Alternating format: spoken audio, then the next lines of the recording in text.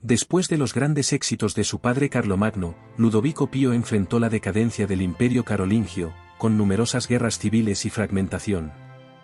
Aunque Ludovico intentó reorganizar el imperio con la Ordinatio Imperii en 817, no pudo evitar los conflictos internos. Sus hijos se rebelaron por el reparto de territorios, resultando en 3 guerras civiles. Ludovico, un hombre muy devoto, decidió no matar a ninguno de sus hijos, pero nombró a Carlos el Calvo como heredero supremo. En 838 murió su hijo Pipino y 2 años después falleció Ludovico Pío, dejando el imperio al borde de una nueva guerra civil. Tras la muerte de Ludovico, su hijo Carlos el Calvo comenzó a reinar de manera absoluta. Lotario, su ambicioso hermanastro, quería el control total del imperio y comenzó un enfrentamiento con Carlos el Calvo y Luis el Germánico.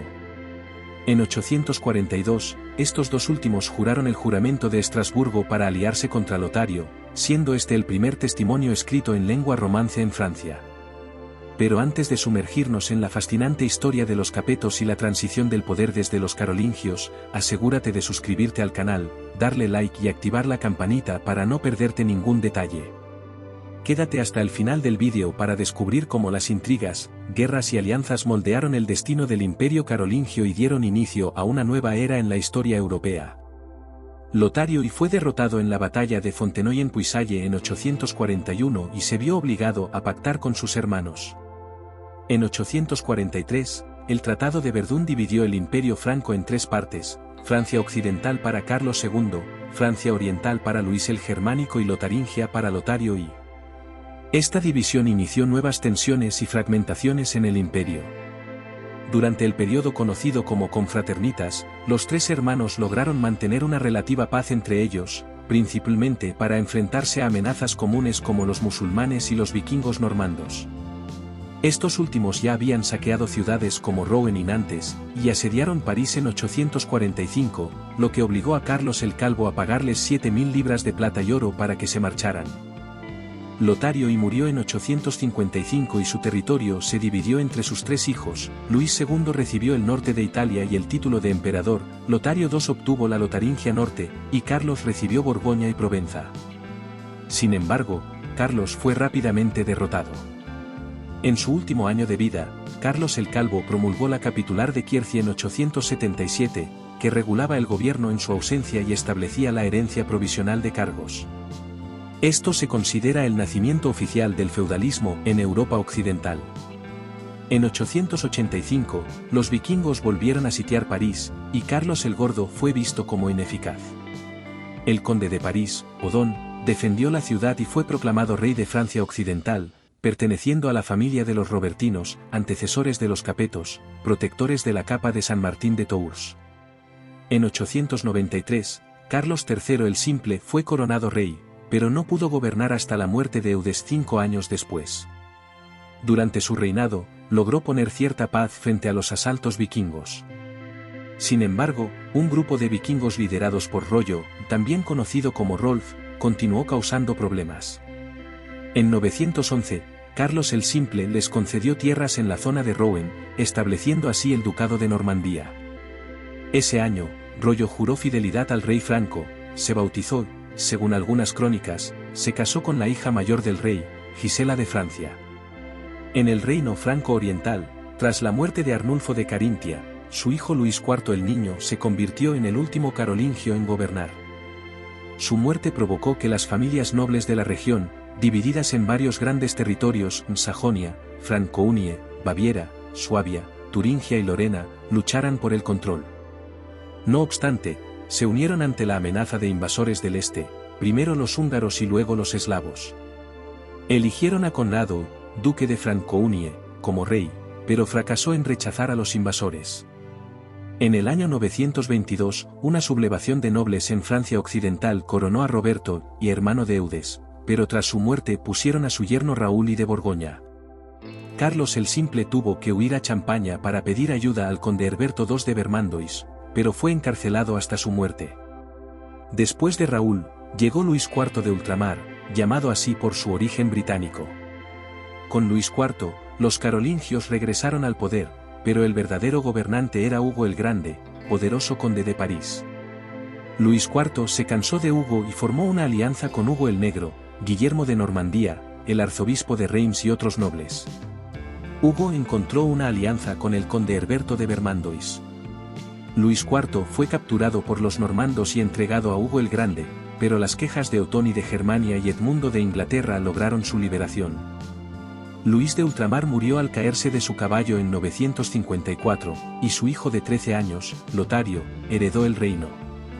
Su madre, la viuda Gerberga, llamó a Hugo el Grande para que fuese su tutor. Lotario creció, Hugo murió y su hijo, Hugo Capeto, se convirtió en el nuevo Dux Francorum. El arzobispo Adalberón de Reims deseaba que Francia se uniera al Sacro Imperio Romano Germánico. Lotario no estaba dispuesto a renunciar a sus derechos reales, así que Adalberón se alió con Hugo Capeto, quien, al tener ancestros carolingios, podía acceder al trono franco sin problemas. En sus últimos años, Lotario coronó a su hijo Luis V el Holgazán, el último de los carolingios. Luis murió al caerse de su caballo, igual que su abuelo. Ante la falta de herederos, los nobles coronaron a Hugo Capeto en 987, comenzando así la dinastía Capeta. Los primeros Capetos, 987 a 1095.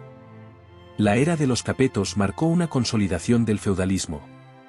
Surgieron principados tan importantes como los dominios reales, incluyendo los condados de Anjou, el ducado de Borgoña y el ducado de Normandía.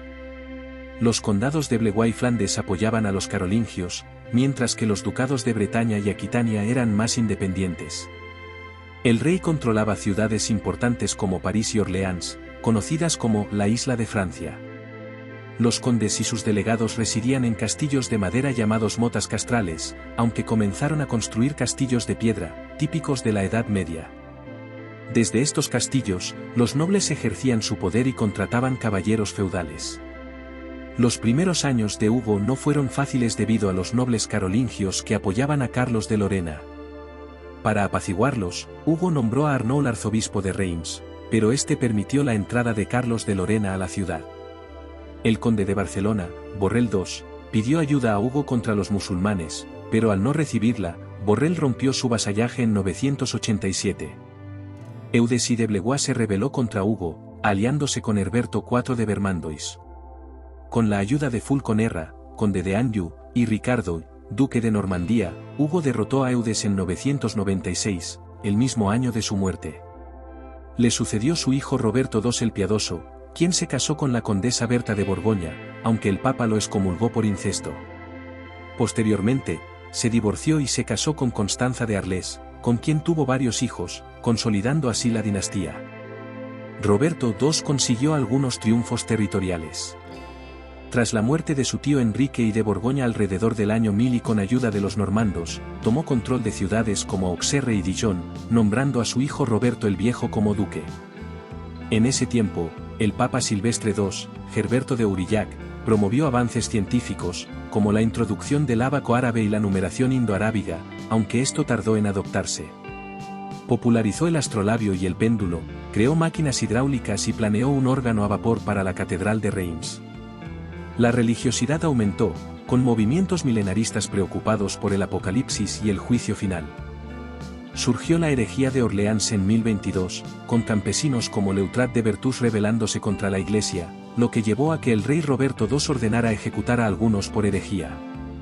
Sus hijos Hugo, Enrique y Roberto el Viejo se rebelaron, provocando una guerra civil.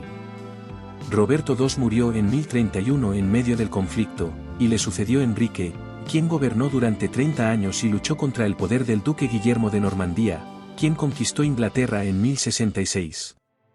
Parte de los normandos conquistaron Sicilia y el sur de Italia. Enrique I se casó con Ana de Kiev y su hijo Felipe I gobernó casi medio siglo, aunque fue una época de declive capeto, ya que los señores feudales tenían más poder. Al final de su reinado, tuvo lugar la primera cruzada para recuperar Tierra Santa. Gracias por acompañarnos en esta emocionante travesía por la historia de los capetos y la transición desde los carolingios. Si disfrutaste del vídeo y quieres aprender más sobre estos fascinantes capítulos de la historia europea, no olvides suscribirte al canal, darle like y activar la campanita. Tu apoyo es fundamental para seguir explorando juntos las intrigas, guerras y alianzas que moldearon nuestro pasado. Hasta la próxima aventura histórica.